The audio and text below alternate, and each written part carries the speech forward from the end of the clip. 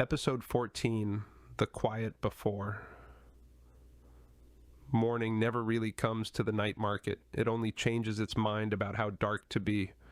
The lanterns were trimmed low, their glass polished after the festival, and every color seemed scrubbed too clean. Stalls looked tidier than they had any right to be. Even the cobbles shone, as if the market had wiped its own face and decided to pretend nothing had happened. Liora walked beside Elias and Aunt Faye through the quieter lanes. Vendors rearranged goods with the weary care of people who had survived a long night. Someone swept powder from the stones, gold, red, and violet dust skittering like sparks. It drifted up onto Leora's boots, clung there, and would not brush off. Back to sensible bargains, Faye said, which meant herbs, thread, salt, and tea. She traded without speaking much, sliding packets into her satchel. Nothing dramatic, no bells, no omens. Liora almost let herself breathe. Almost. "I want to try the way we came," Liora said, "just to see." Elias's jaw moved like he'd swallowed a word the wrong way. "It won't be there." "Humor me."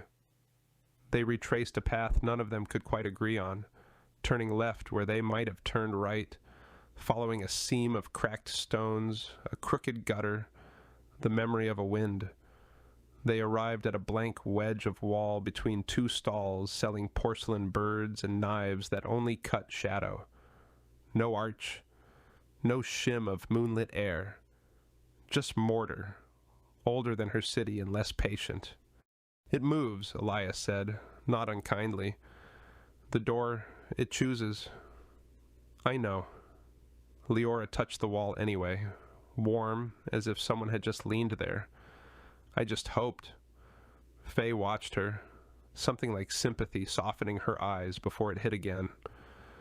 "Hope is a fine compass," she said. "It just doesn't always point at doors." They turned into a lane Liora didn't remember seeing.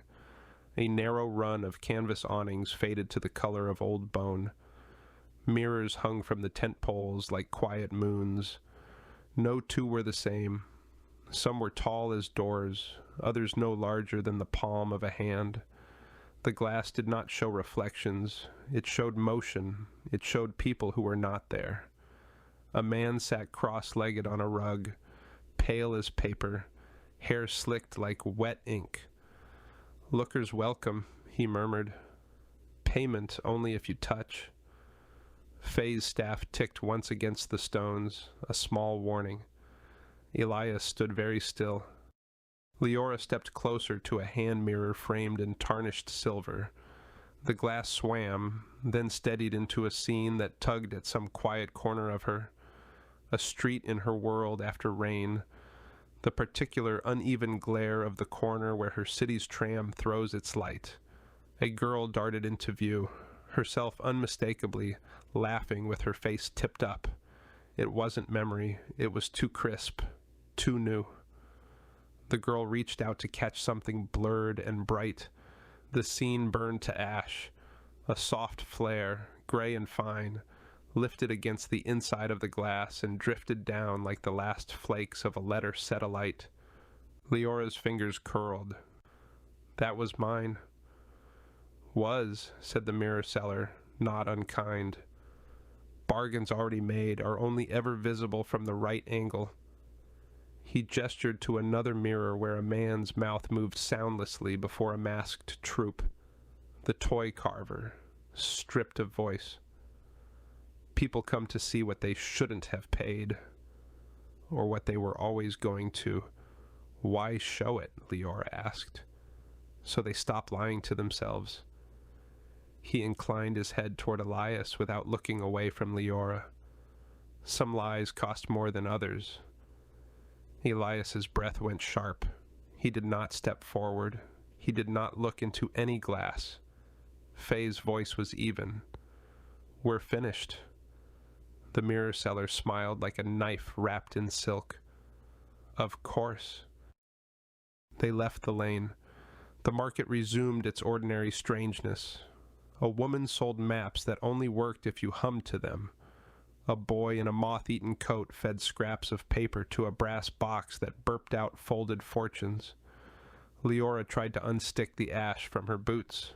It smeared instead, leaving dull streaks that refused to shine. "What did you see?" Elias asked finally. "A night that used to be mine," she said. "And then the market swallowed it. I watched it burn."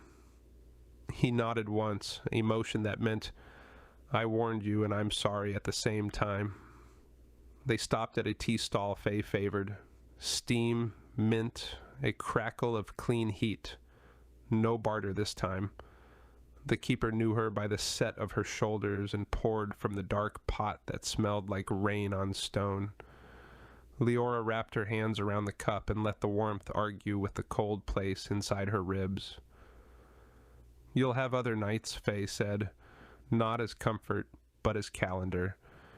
It isn't quantity I want." Liora stared at the steam. "It's the one that was mine." Faye's mouth tilted. "Then learn what the market is counting, and stop helping it do the sums." They drank without speaking. For a strange, small moment, the market's noise moved around them the way water moves around a stone. When they set off again, the day had turned, or whatever counted as day here. The lamps flickered not like failing candles, but like creatures settling in their sleep. Liora tried to trace the route back to the mirror cellar and couldn't. That lane had folded itself away like a page turned and forgotten. They cut through a square where a troop of acrobats stacked themselves into a human tower. The topmost child, fox-eared, quick as a spark, caught Leora's eye and grinned. "Mind your steps, Lanternheart," he called softly, voice swallowed by applause. "The market remembers who shines." "Do you know him?" Liora asked. "No," Elias said. He did not look back. "Yes." The square spilled into a row of ribbon stalls where colors ran like water. Liora let the trick of the light soothe her, the way repetition makes a lullaby. She told herself nothing was hunting them tonight. She told herself the market had eaten enough. Only when they turned toward their usual alley did she notice the powder still clinging to her boots. Not bright anymore. Not festival gold. Ash. As if her steps had been walking through a fire she could not see. She paused, scraping the edge of her soul against a curb. The ash smeared again, more stubborn than before. In the hush between songs, something moved along the back of her neck, the way a whisper moves, not air, but attention. She turned. The lane was empty. Faye and Elias were already 3 paces ahead. The lamps made ordinary shadows. Fabric breathed. Rope creaked. A kettle hissed. Then, as light as the slip of thread from a knot, a voice passed her ear. Not a person. Not a mouth. A decision the market had made. Debts must be answered. Leora's hand shot to her pocket, fist closing around the coin. It lay quiet and heavy, like a promise someone else had spoken. She exhaled, found her feet, and followed. Behind her, a swirl of ash rose and settled, as delicate and inevitable as dust. The market's face was clean now. Its hands were not.